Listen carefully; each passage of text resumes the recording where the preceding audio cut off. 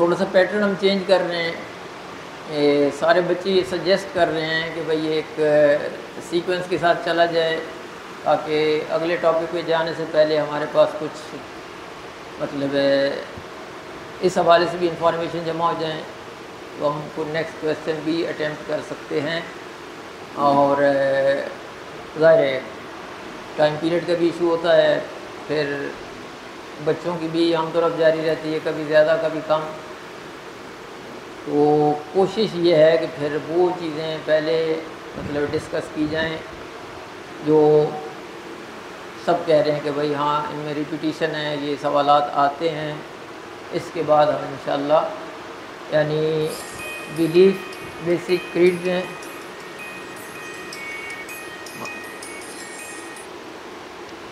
تو ان کو ڈسکس کریں گے. پھر پلر آف اسلام ہے, پھر سورس آف شریعہ ہے, پھر سیرہ انشاءاللہ.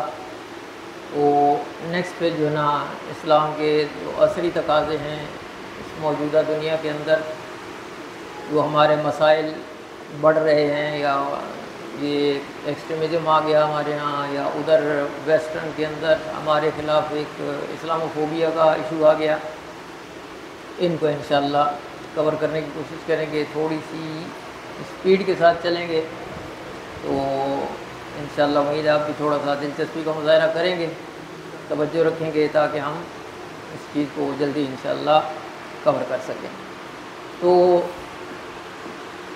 دین اسلام ہم پڑھ چکے ہیں, دین اور مذہب کا فرق بھی ہم نے سمجھ لیا, اس کے امپیکٹ بھی دیکھ لیا ہم نے, انڈیویجول پر کیا ہیں اور سوسائٹی پر کیا ہیں. اب جو ہے وہ دین جو ہے دین اسلام جس کو ہم پڑھ چکے, اس کے حوالے سے کہ اس میں کیا کیا چیز انکلوڈ ہے, کن چیزوں کے مجموعے کا نام دین ہے, اور ہمیں وہ تمام پہلو جو ہے نا ان کو کور کرنے کی کوشش کرنا چاہیے. ان ہول اسلام کو ہم سمجھنے کی کوشش کریں. وہ جو دین ہم نے ان الدین عند اللہ الاسلام, اللہ کی نگاہ میں دین بس اسلام, کوئی اور دین نہیں ہے. وَمَن يَبْتَغِ غَيْرَ الْإِسْلَامِ دِينًا فَلَن يُقْبَلَ مِنْهُ وَهُوَ فِي الْآخِرَةِ مِنَ الْخَاسِرِينَ. اگر اس دین کو چھوڑ کر کوئی اور دین اپنائے گا تو وہ قیامت کے دن خسارہ اٹھانے والوں میں سے ہوگا, اس کو کوئی عمل قبول نہیں کیا جائے گا. اس دین کو سمجھنا پھر ہماری بنیادی ذمہ داری ہے. اس دین کے متعلق پیغمبر علیہ الصلوۃ والسلام کی حدیث ہے, آپ فرماتے ہیں کہ اول الدین معرفت الجبار, دین کی ابتدا اللہ تعالیٰ کی معرفت سے ہوتی ہے. یعنی دین کا آغاز کیا ہے, آپ اللہ کی ذات کو پہچانیں. ٹھیک ہے. اسی طرح سورۃ الذاریات کی آیت ہے, آیت نمبر 56, وما خلقت الجن والانس الا لیعبدون. ہم نے انسانوں اور جنوں کو بس اس لیے پیدا کیا کہ وہ ہماری عبادت کریں. تو یہاں عبادت کے لیے فطری طور پر انسان جانتا ہے, اور بعض مفسرین نے اس کے متعلق یہ بتایا ہے کہ یہاں ہے کہ وہ میری عبادت کریں. اس عبادت کو یعنی ایک طرح سے انٹرپریٹ کیا گیا معرفت سے,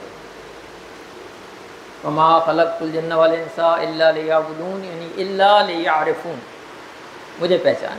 ظاہر عبادت ہو ہی نہیں سکتی جب انسان کسی کو پہچانتا نہ ہو. عبادت کیا ہے, اللہ سے دوستی ہے.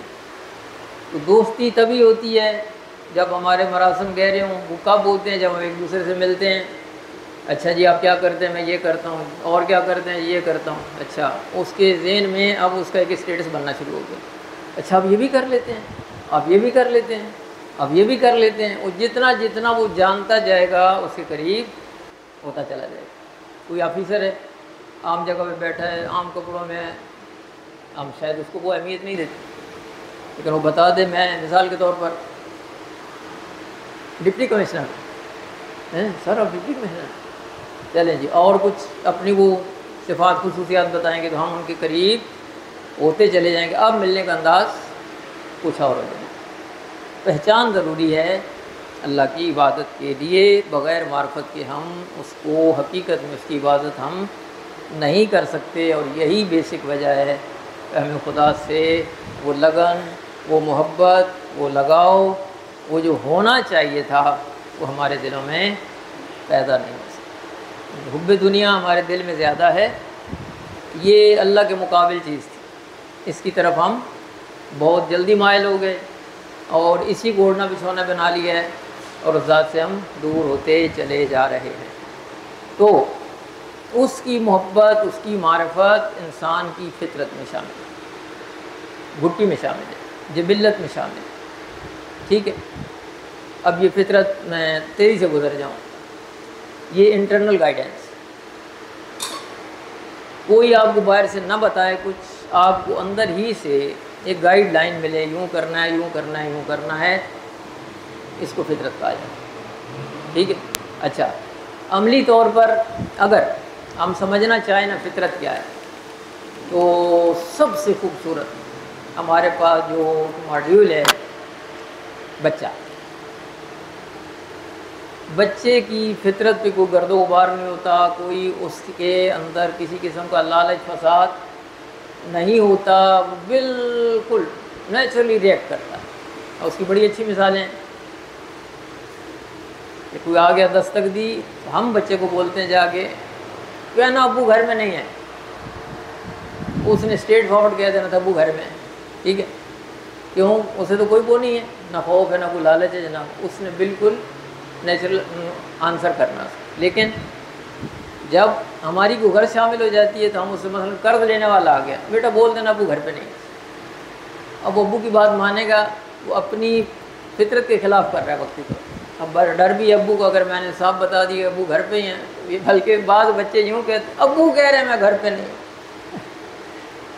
ٹھیک ہے، اس بیچارے کو کیا لگے؟ تو فطرت یہ ہے کہ جو بالکل آپ نیچرلی ریئیکٹ کرتے ہیں نا، یہ فطرت۔ میں اکثر مثالیں دے چکا ہوں، بہرحال وہ ظاہر ہے بچے نئے آتے تو یہ چیزیں ریپیٹ کرنا پڑتی ہیں کہ انسان ہنستا بھی ہے روتا بھی ہے۔ بچہ آیا دنیا میں، پہلی دفعہ جب ہنسا نا تو ہم کہہ سکتے ہیں کہ اس کو کسی نے سکھایا کہ ایسے ہنسنا، یہ فطرت۔ روتا ہے، زندگی کی علامت ہے، وہ رونا بتاتا ہے کہ زندہ ہے، اس کو کسی نے بتایا نہیں ہے کہ رونا کیسے ہے، یہ ہے۔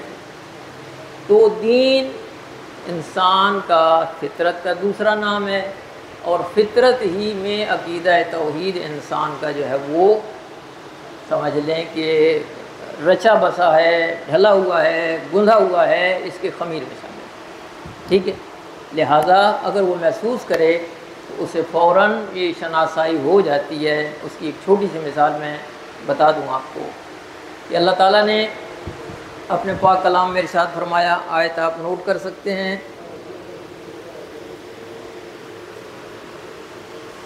41واں سورہ الصافات،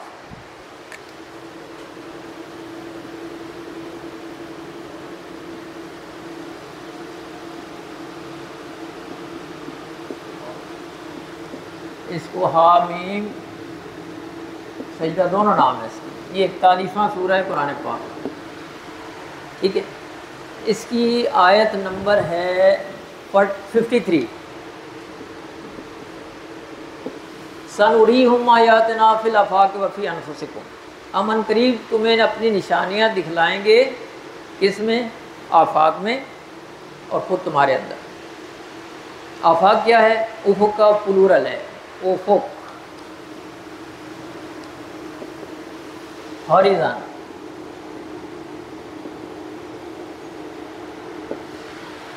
جہاں زمین آسمان ملتے ہوئے دکھائی دیں اس کو افق کہتے ہیں، ٹھیک ہے۔ آفاق میں اللہ کی قدرت کے نشان دیکھ، ٹھیک ہے، دیکھنے کی چیز اسے بار بار دیکھ، تو جہاں پہ یہ زمین و آسمان ملتے نظر آئیں گے اس کو ہم افق کہیں گے۔ تو یہ پوری دنیا کا دوسرا نام بھی کہیں تو آفاق۔ علامہ اقبال فرماتے ہیں کہ کافر کی یہ پہچان کہ آفاق میں گم ہے، مومن کی یہ پہچان کہ گم اس میں ہے آفاق، ٹھیک ہے۔ تو وہ بھی ہے کہ جہاں ہے تیرے لیے، تو نہیں جہاں کے لیے، ٹھیک ہے۔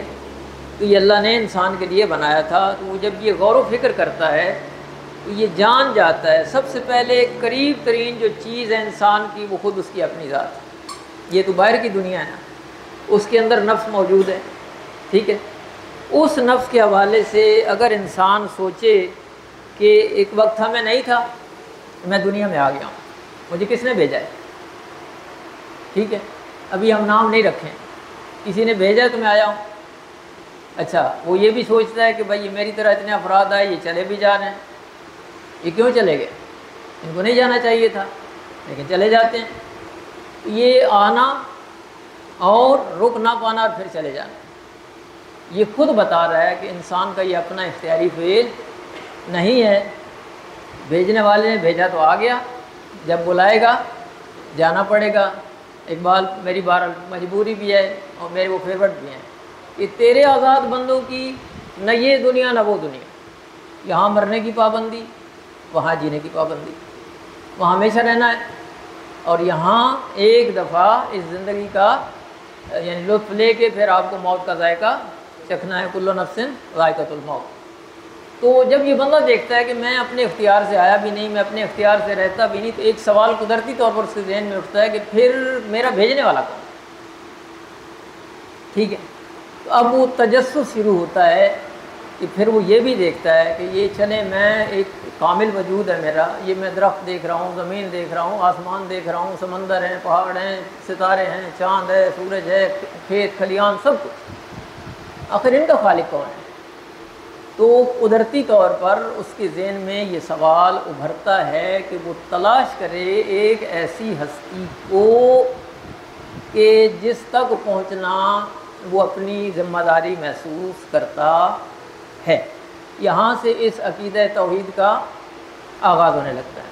اچھا، ابھی ہم اس طرف نہیں جاتے، سمپل میں نے کہا نا جب ہم پیوریفیکیشن پڑھ رہے تھے کہ یہ نفس اتنا باغی ہے کہ حقیقت میں اگر اسے موت کا خوف نہ ہو تو یہ پتہ نہیں کیا سے کیا کر، اتنی کمزوری کے باوجود بھی خدائی کا دعویٰ کرنے والے سامنے آ گئے، نمرود آ گیا، فرعون آ گیا، ٹھیک ہے، کمزور اتنا ہے کہ مچھر کے کاٹنے سے بلبلا اٹھے، پسینہ اس میں بدبو پیدا کر دے، اچھو آئے تو اس کی موت واقع ہو جائے، اتنا کمزور، اور دعویٰ دیکھیں جی میں یہ ہوں، میں ہوں، انا ربکم الاعلی، جی۔ تو یہ کیا ہے، یہ کبھی زیر نہ ہوتا، اللہ تعالیٰ کی ذات نے یہ موت کا ذائقہ چکھا کر اس کو بتا دیا کہ تیری اوقات کیا۔ وَيَوْمًا تَوَحَّدَ بِالْعِزِّ وَالْبَقَاءِ وَقَهَرَ عِبَادَهُ بِالْمَوْتِ وَالْفَنَاءِ، اے وہ ذات جو اپنی مثال آپ ہے، توحید میں، یگانگت میں کوئی اس کا مثل نہیں ہے، اور اس نے فنا اور موت کے قانون سے اپنے بندوں کو قابو میں کیا۔ موت نے کر دیا ناچار وگرنہ انسان ایسا خود بھی ہے خدا کا بھی نہ قائل ہوتا، ٹھیک ہے۔ تو یہ موت آتی ہے جس کا تصور کر کے نا بڑے بڑوں کے کس بل نکل جاتے ہیں، ذرا سی بیماری آئی تسبیحات میں آ گئی، نمازیں پڑھنا شروع ہو گئے، صدقہ دینا شروع ہو گئے۔ اب اس غم کی کیفیت میں، دکھ درد کی، مصیبت کی گھڑی میں انسان کو اگر کوئی چیز یاد رہ جاتی ہے تو پھر صرف وہ ذات ہے، ایسا ہی۔ تو اس نے پھر خود بتایا بھی کہ بھئی یہ تمہاری فطرت تو یہ ہے، عادت تمہاری یہ ہے کہ گوٹ پھنستی ہے تو پھر خالص کھڑے ہو کے ہمیں یاد کر، اور جب ہم تمہیں اس سے نجات دے دیتے ہیں تو پھر تم شرک کرنے لگ جاتے ہو، یعنی اپنی من مانی کرنے لگ جاتے ہو، ٹھیک ہے۔ اذا رکبوا فی الفلک دعوا اللہ مخلصین لہ الدین، اس وقت تمہیں ہمارے سوا کوئی یاد نہیں ہوتا۔ بہرحال اپنے مشاہدات ہیں، ایک دفعہ پوری فیملی میرے مہمان آئے ہوئے تھے، سارے کے سارے ہم جناب منوڑا چلے گئے، یقین کریں وہ اس دن کچھ پانی بھی زیادہ تھا، کچھ شاید افراد بھی زیادہ جناب، اس نے لالچ میں اور بھی لوگوں کو بٹھا لیا ساتھ، یہ حالت ہے۔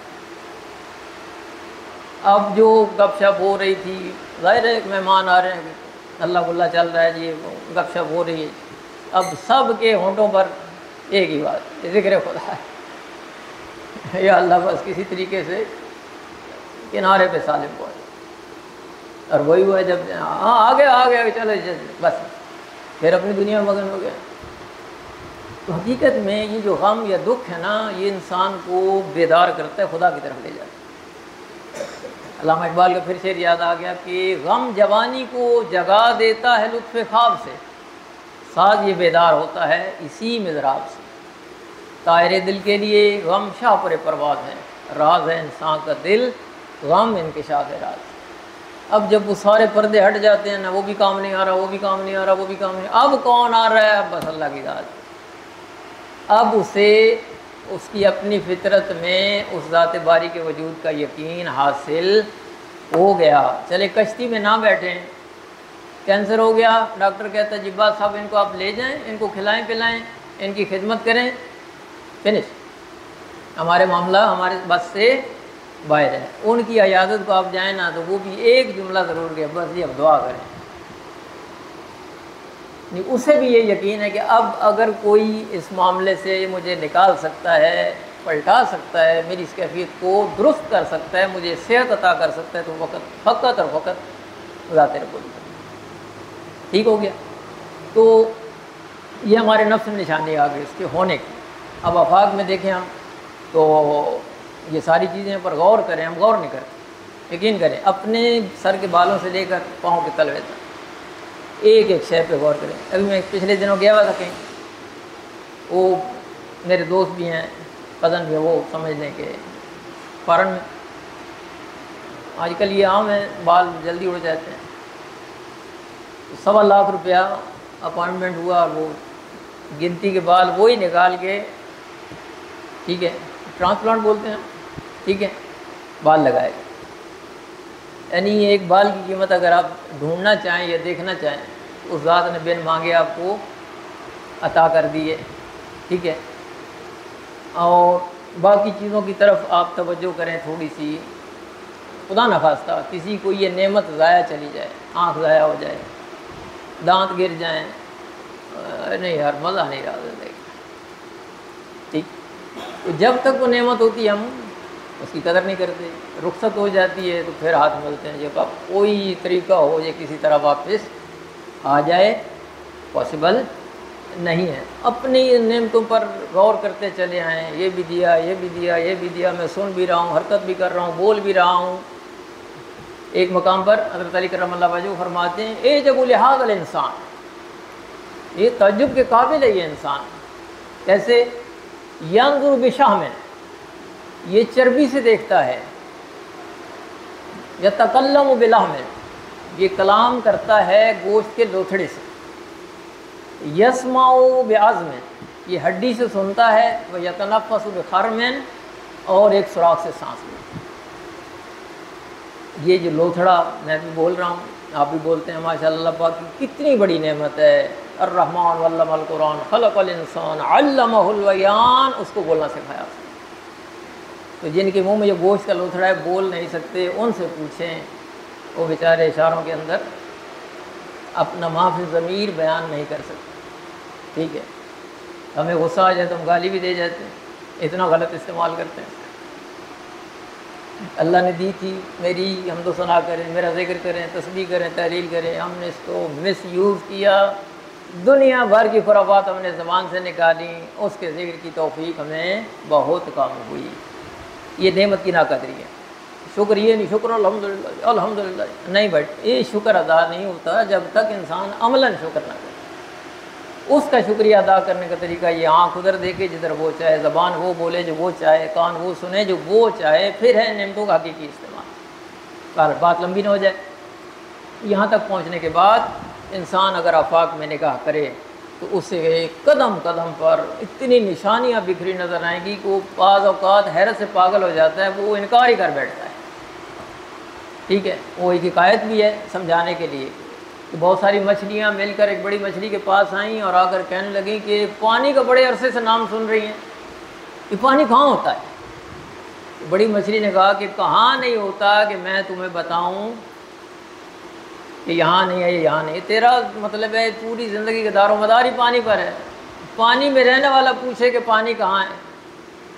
اسی طرح سے رحمان کی اتنی نعمتیں، رحمتیں، برکتیں، ان میں انسان جی رہا اور پھر ڈھونڈتا پھرتا ہے جی وہ کہاں ہے، وہ کہاں ہے، وہ کہاں ہے، ٹھیک ہے۔ ہم غور و فکر نہیں کرتے، تو قرآن پاک نے ہمیں متوجہ کیا، غور کرو، فکر کرو، ٹھیک ہے۔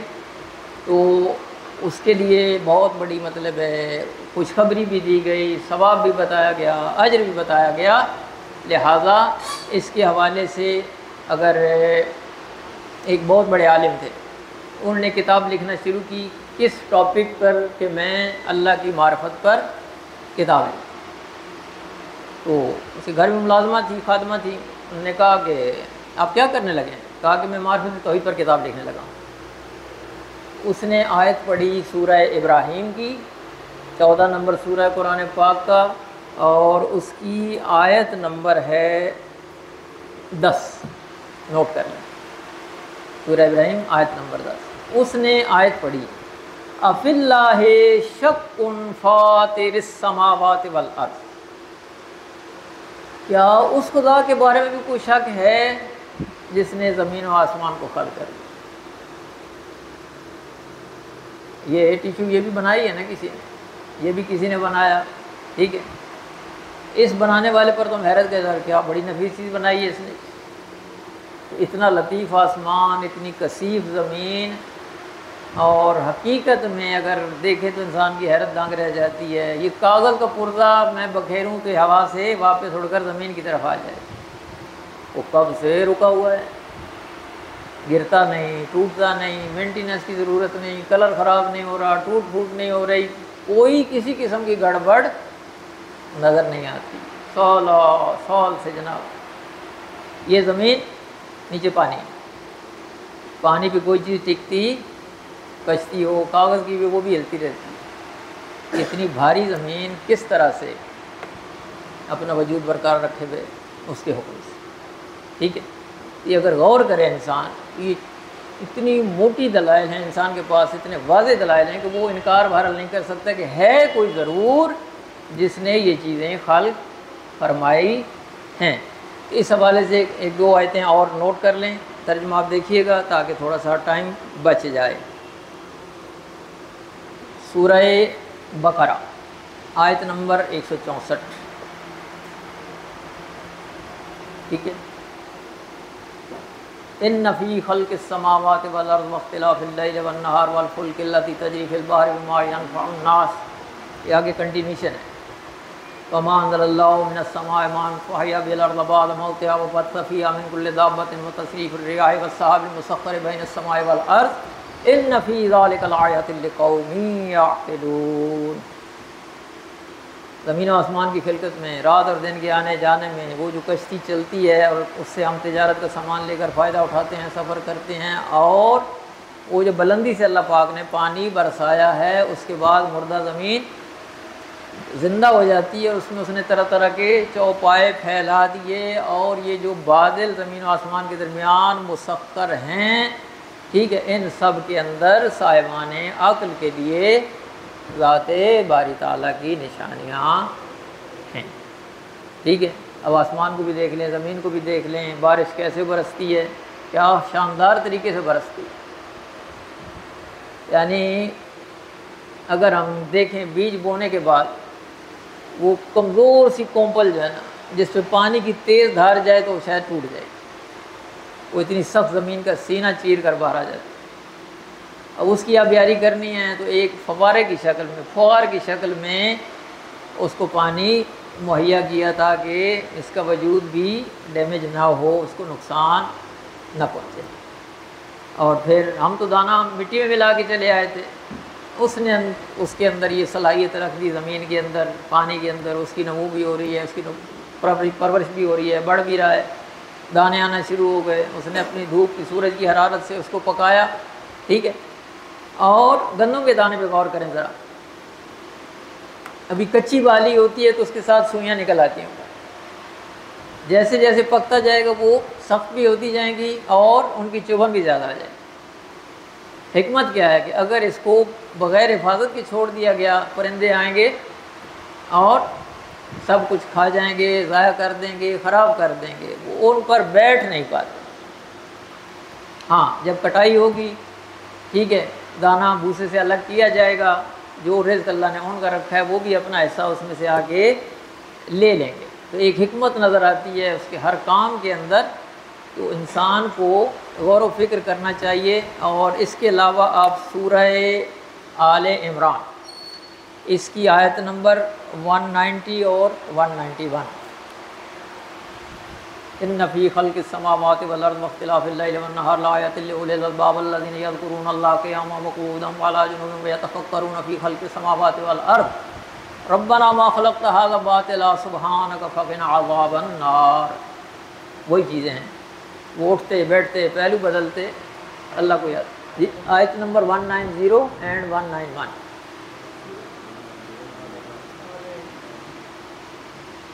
ٹھیک ہے، اس کے علاوہ آپ سورہ روم 30واں سورہ قرآن پاک کا، اور اس کی آیات 20 سے 25۔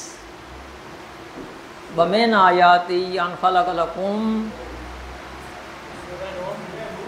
سورۃ الروم آیت نمبر 20 سے 25 تک۔ ہاں الروم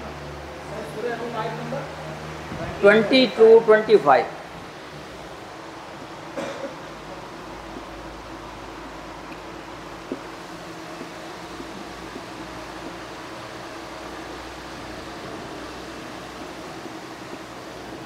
یہ سیریل نمبر 30 ہے سورہ کا، سورۃ الروم 30 نمبر سورہ، آیت نمبر 20 تا 25۔